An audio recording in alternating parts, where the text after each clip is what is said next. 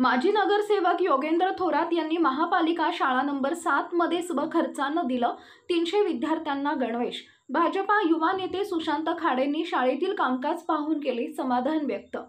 महापालिका शाळा नंबर 7 योगीनगर मिरज इथं विद्यार्थी गणवेश वाटप कार्यक्रम घेण्यात आला।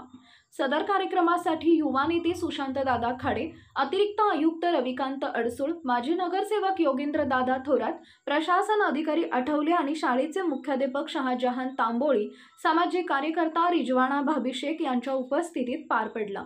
यावेळी कार्यक्रमाचे स्वागत व प्रास्ताविक शाळेचे मुख्याध्यापक शहाजहान तांबोळी यांनी केले, तर युवा नेते सुशांत खाडे आणि महापालिका अतिरिक्त आयुक्त रविकांत अडसूळ यांच्या हस्ते शाळेतील 300 मुलांना प्रत्येकी 2 गणवेश देण्यात आले।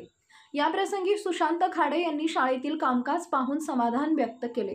शाळेतील मुलांची शिस्त, ई-लर्निंग, शाळा इमारत इत्यादी बाबत समाधान व्यक्त करत त्यांनी शाळेसमोरील छतासाठी 10 लाख रुपये मंजूर केले असून शाळा इमारतीच्या वरील मजल्यासाठी लवकरच निधी मंजूर करण्याचे आश्वासन दिले।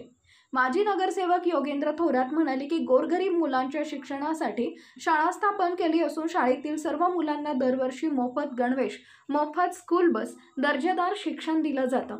शाळेतील व वार्डातील विकास कामासाठी माननीय नामदार सुरेशभाऊ खाडे यांच्याकडून भरघोस निधी प्राप्त झाला असल्याचं त्यांनी सांगितलंय। यावेळी योगेंद्र थोरात यांनी स्वखर्चाने शाळेतील 300 विद्यार्थ्यांना गणवेश दिलाय। यावेळी अतिरिक्त आयुक्तांनी देखील शाळेचे रूप पाहून कौतुक केले। मिरजेतील सर्व सांगली, मिरज आणि कुपवाड शहर महानगरपालिकेच्या शाळा या अद्ययावत कराव्यात अशी विनंती देखील योगेंद्र थोरात यांनी केली आहे आणि तसा प्रयत्न करण्याचं देखील काम लवकरच सुरू होईल।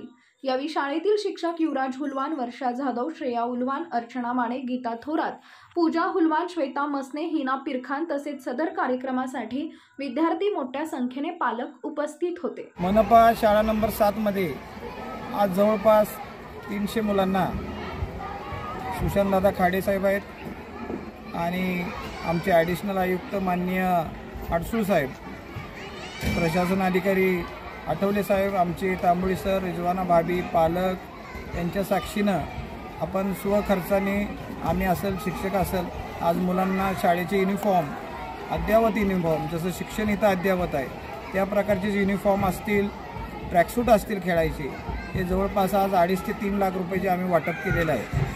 आणि